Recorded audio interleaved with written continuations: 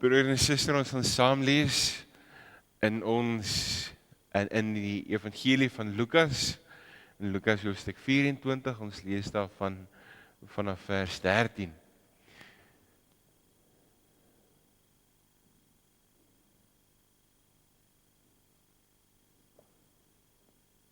Kom ons bid saam. Here, dankie Here vir hierdie geleentheid om saam Here u woord te kan oopmaak. Om saam Here te kan lees, om saam in afwagting en afhanklikheid te kom bid, Here, dat u woord vir ons sal oopbreek. Here, ons kom bid, kom vra Here, spreek Here, Here dat ons sal hoor, maar Here gee ook dat ons sal doen wat u van ons vra. Ons kom bid dit en ons kom vra dit Here in u naam. Amen. Ons gaan saam lees Lukas 24 vanaf vers 13. Op dieselfde dag was 2 van hulle op pad na 'n dorpie met die naam Emmaus, 12 kilometer van Jerusalem af. Hulle was in gesprek met mekaar oor al hierdie dinge wat gebeur het. Terwyl hulle so gesels en gedagtes wissel, het Jesus self nader gekom en met hulle saamgeloop. Maar hulle oë is verhinder om hom te herken. Hy vra hulle toe, wat is dit wat julle so ernstig met mekaar loop en bespreek? Met somber gesigte gaan hulle staan en een van hulle met die naam Kleopas antwoord hom, is u dan die enigste vreemdeling in Jerusalem dat u nie weet van die dinge wat die afgelope dae daar gebeur het nie? Hy vra vir hulle, watter dinge? Hulle antwoord hom, die dinge in verband met Jesus van Nasaret, 'n profeet wat magtig was in woord en daad voor God en die hele volk, en ons priesterhoofde en lede van ons raad hom oorgelewer het om ter dood veroordeel te word en hom gekruisig het. Ons het so gehoop dat dit hy is wat Israel sal verlos. Maar boonop is dit vandag al die 3de dag vanuit die dinge gebeur het. En nou het 'n paar vroue vir ons kring ons ook nog ontstel. Hulle was vanmôre vroeg by die graf en kon sy liggaam nie kry nie. Hulle het kom vertel dat hulle 'n verskyning gesien het van engele wat gesê het, hy lewe. Sommige van ons mense het ook na die graf toe gegaan en dit net so gekry soos die vroue gesê het, maar hom het hulle nie gesien nie. Toe sê hy vir hulle, wat 'n gebrek aan begrip en wat 'n traagheid van gees, glo julle dit nie al die dinge wat die profete gesê het nie? Moes die Christus nie hierdie dinge ly om in sy heerlikheid in te gaan nie? En as ons die gedeelte so 'n bietjie verder lees, dan kom sê die skrywer hoe hierdie 2 geleerdes deur die Here Jesus, hoe hulle saam brood gebreek het, en toe hulle brood breek, het hulle oë oopgegaan. Hulle het hom herken, vanaf vers 33. Hulle het dadelik opgestaan en na Jerusalem toe teruggegaan. En daar kry hulle die ander 11 bymekaar, en die sê, die Here het regtig opgestaan, en hy het aan Simon verskyn. Toe vertel hulle wat op die pad gebeur het, en toe hy aan hulle bekend word, hoe hy die brood gebreek het. Terwyl hulle nog oor hierdie dinge praat, staan Jesus self met eens daar tussen hulle, en sê vir hulle, vrede vir julle. Hulle het geweldig geskrik en bang geword en gedink, hulle sien 'n gees. Hy sê toe vir hulle, waarom is julle so verskrik, en waarom kom daar twyfel in julle harte? Kyk na my hande en my voete, dit is tog ek self. Voel aan my en kyk. 'n Gees het tog nie vlees en bene, soos julle sien dat ek het nie. Terwyl hy dit sê, wys hy vir hulle sy hande en voete. Toe hulle van die blydskap en verwondering nog nie kon glo nie, sê hy vir hulle, het julle hier iets om te eet? Hulle gee hom toe 'n stuk gebakte vis. Hy het dit gevat en voor hulle oë geëet. Daarna sê hy vir hulle, dit is die betekenis van die woorde wat ek vir julle gesê het, toe ek nog by julle was, naamlik dat alles vervul moet word wat in die wet van Moses en die profete en die psalms oor my geskryf is. Toe open hy hulle verstand om die skrif te verstaan. Verder sê hy vir hulle, so staan daar geskrywe, die Christus moes ly en op die 3de dag uit die dood opstaan en in sy naam met bekering en vergewing van sondes oor al die nasies verkondig word. Van Jerusalem af, julle is getuies van hierdie dinge en ek sal die gawe van my Vader beloof het vir julle stuur. Maar julle moet in die stad bly totdat julle met die krag van bo toegerus is. Daarna het hy hulle die stad uitgelei tot by Betanië. Daar het hy sy hande opgehef en hulle geseën. Terwyl hulle seën, het hy van hulle af weggegaan en is hy in die hemel opgeneem. Hulle het hom aanbid en met groot blydskap na Jerusalem teruggegaan. Daar het hulle die hele tyd by die tempel gebly en God geprys. Tot sover ons skriflesing van môre.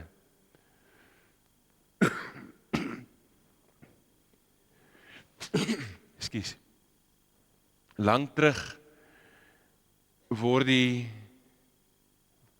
kom ons begin so lank terug, was daar 'n dokter. Sy naam was Lukas. En Lukas het begin om die verhale en die getuienisse van mense neer te skryf. En soos wat hy bewus geword het van die getuienisse, van die verhale van mense, het hy begin om hierdie boek van hom bymekaar te sit. En dit het gegaan oor een persoon, die Here Jesus self. Hierdie dokter het al die verhale wat hy gehoor het, bymekaar gesit, sodat dit op die einde van die dag een verhaal geword het. Die verhaal wat ons vandag as die evangelie van Lukas voor ons het. En as ons kyk na die Lukas evangelie, begin hierdie verhaal eintlik al voor Jesus se geboorte. En dit bou en dit bou. En as ons dink oor die verhaal van Lukas, dan sien ons hoe Lukas eintlik op 'n manier kom sê, maar dit wat gebeur het nog nooit voorheen gebeur nie. Dit sal ook nooit weer gebeur nie, en dit hoef op die einde van die dag ook nie weer te gebeur nie. Die 3 gebeurtenisse wat Lukas kom uitlig in sy evangelies en sy skrywe, kom om enkele veranderings in hierdie wêreld te bring. Om die waarheid te sê, die skrywer moes eintlik 'n opvolgverhaal skryf.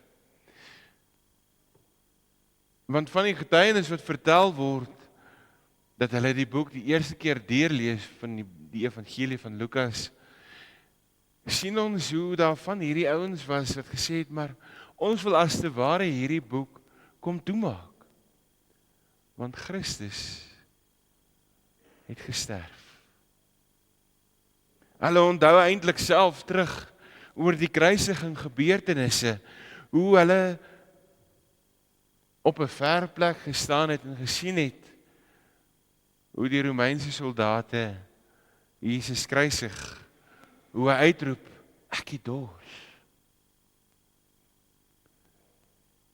Hoe hy sy laaste asem uitblaas. En Lukas het die getuienis van een van hierdie getuies kom neerskryf. 'n Man met die naam Kleopas. Kleopas wat op 'n plek is waar hy sê, maar eintlik is alles verniet. Eintlik is alles verlore.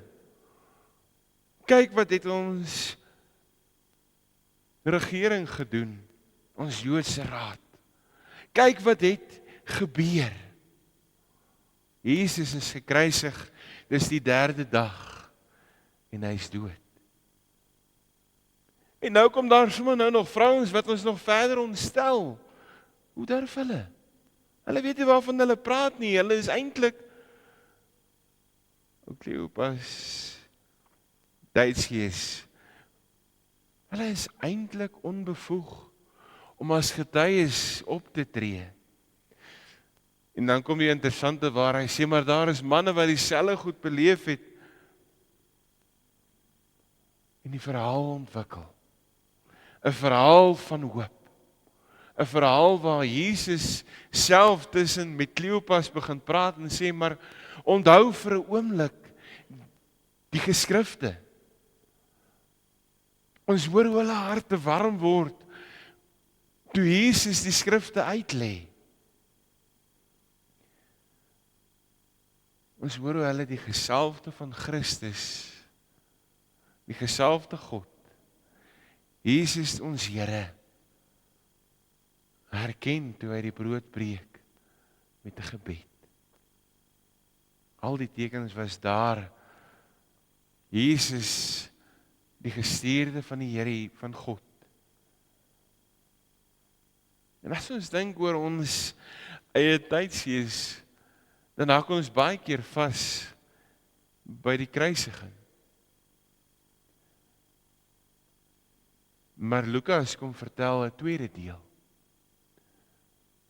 In sy evangelies kom vertel hy van die opstanding, van die hemelvaart van ons Here Jesus Christus. Waar die Here opgevaar het hemel toe, waar hy aan die regterhand van God sit en waar ons die bewus kan wees dat die Here vir ons pleit, dat die Here in sy grootheid en sy genade, en dit is die derde deel, sy Gees vir ons stuur.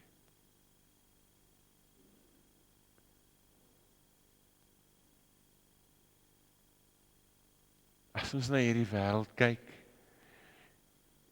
en ons gaan deur hierdie 3 gebeurtenisse wat Lukas oor praat, die derde een beskryf hy voluit in die boek Handelinge, die impak van die Gees wat gestuur is. Die Here Jesus wat vir sy volgelinge sê, julle sal my getuies wees in Judea, Samaria en tot in die uithoeke van die wêreld. Maar julle gaan dit nie alleen doen nie. Julle gaan dit doen met die wete dat ek my Gees vir julle stuur, dat ek by julle teenwoordig is, maak nie saak wat gebeur nie. En ons sien hoe Petrus, dieselfde Petrus wat Jesus verloon het, kom optree as 'n getuie voor 'n skare mense. Dieselfde Petrus wat weggehardloop het, wat voor een diensmeisie gesê het, ek ken hom nie. Ons sien hoe Paulus se lewe in die boek Handelinge verander word, waar hy Saulus was, die vervolger van die kerk. En God se Gees kom verander Paulus se lewe. Word 'n sendeling, een van die grootstes van die wêreld, van die geskrifte wat ons lees. En so kan ons aangaan keer na keer met die selfs Lukas getuig van die pad wat hy saam met Paulus gestap het.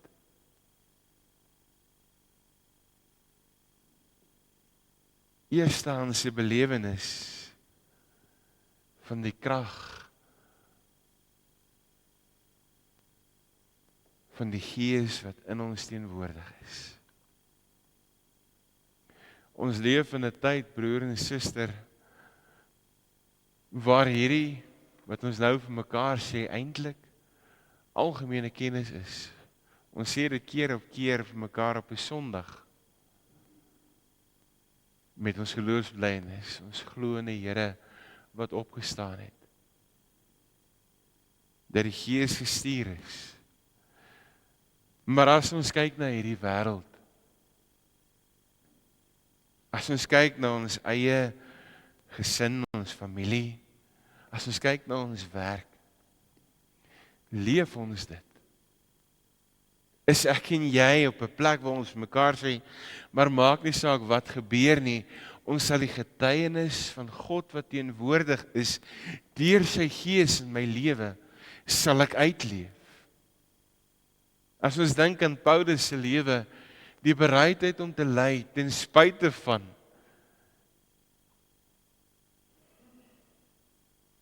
die bereidheid om te sê, maar ek is gestuurde van God, ek is bereid om ter dood veroordeel te word, ter wille van om 'n getuienis te wees van God wat 'n werklikheid is.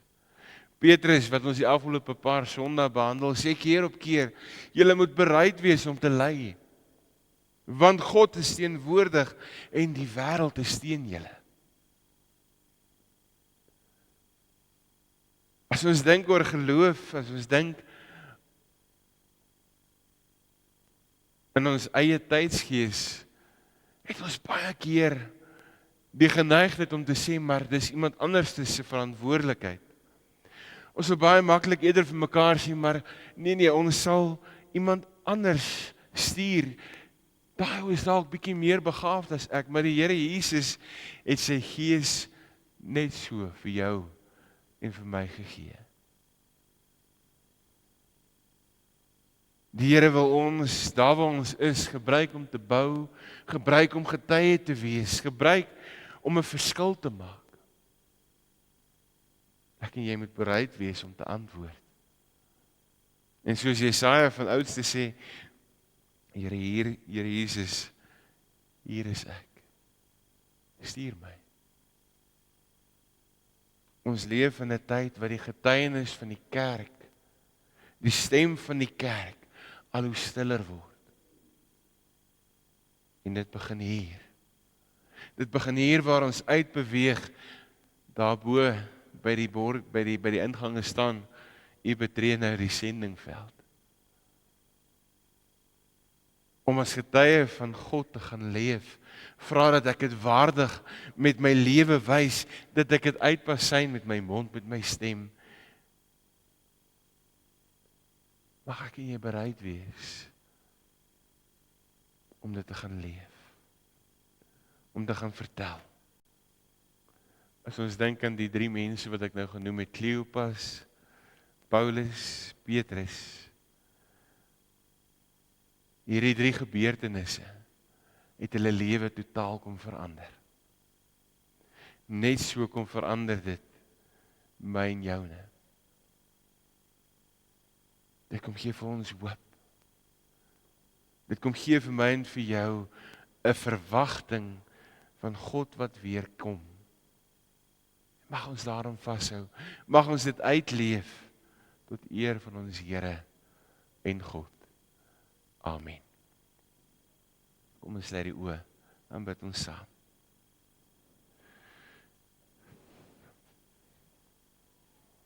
Here, dankie Here dat ons in hierdie oggend kan kom stil word by U, ons Here, ons God. Dankie Here dat U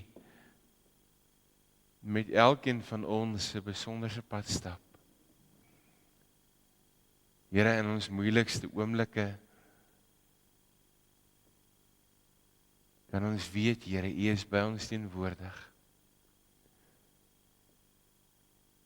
In die oomblikke as dit goed gaan, in die oomblikke as ons met blydskap leef, die vreugdes van hierdie wêreld geniet, kan ons U ook, Here, in dankbaarheid dien. Mag ons, Here, daar waar ons gaan, die getuies wees, Here, wat U ons bekragtig deur die Gees om te wees. Mag ons, Here, as gestuurdes in hierdie wêreld, as geroepenes van U, Here, nie huiwer nie. Mag ons nie bang wees vir wat die wêreld gaan sê nie, maar mag ons getuies, Here, ego van U wat 'n werklikheid is. Here, mag ons dit doen in ons families, in ons gesinne, by ons werke. Mag ons dit doen in die gemeenskap, daar waar ons betrokke is. Op wat se vlak ook al, Here. Mag ons antwoord op U roepstem, Here. Amen.